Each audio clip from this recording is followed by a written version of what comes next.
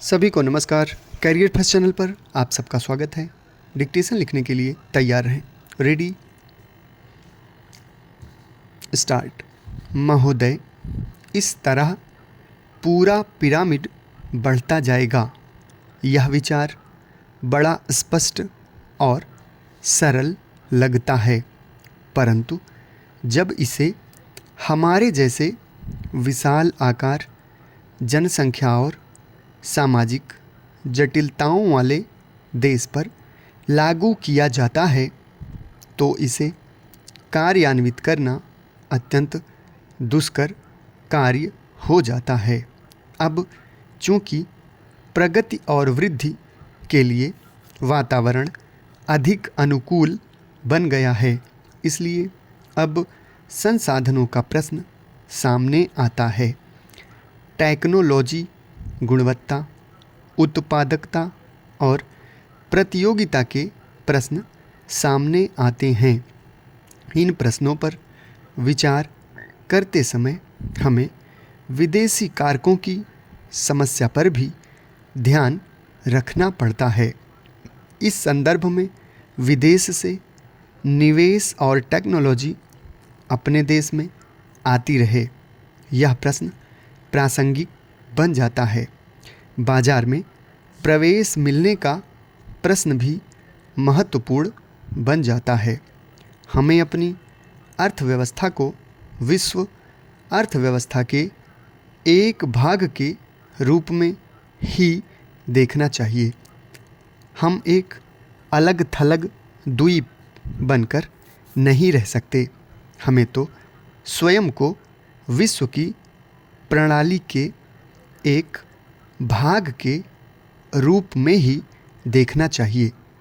इसी के साथ द्वीप का भी अस्तित्व बने रहना चाहिए और राष्ट्रीय हितों को भुलाया नहीं जा सकता, जिसे विश्वव्यापीकरण कहा जाता है।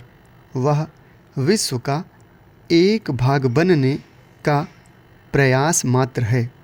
इसके बाद ही हम शेष विश्व से यह आशा कर सकेंगे कि वह हमें हमारी आवश्यकता की चीज़ें प्रदान करे। मुझे विश्वास है कि ऐसा करते समय विसम्मति की कोई आवाज़ नहीं होगी, किंतु हम विश्वव्यापीकरण महज उसी की खातिर नहीं कर रहे। यह तो विशिष्ट रूप से भारत के लोगों के हितों को ध्यान में रखते हुए किया जाना चाहिए, क्योंकि शून्य देकर केवल शून्य ही मिलता है।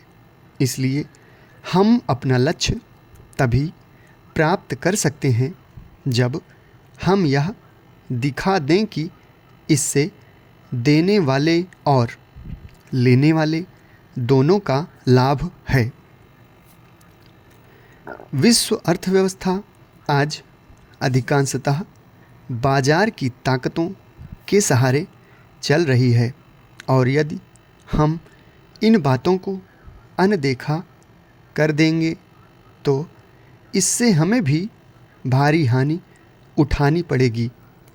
अपने प्रयासों में हमने इस वास्तविकता को स्वीकार करने का प्रयास किया है। विश्वव्यापीकरण से हम अभिभूत नहीं हैं, परंतु हम अपनी ओर से यथार्थ को समझने की पूरी चेष्टा करते हैं। कुछ आलोचकों ने यह कहा है कि विदेशी निवेशकर्ता हमारी अर्थव्यवस्था पर छा जाएंगे। इस संबंध में मैं केवल यह कह सकता हूँ कि अब तक यद्यपि हमारी नीतियों पर अच्छी प्रतिक्रिया हुई है और विदेशी निवेश आकर्षित हुआ है, परंतु यह हमारी ज़रूरतें पूरी करने के लिए नितांत अपर्याप्त है।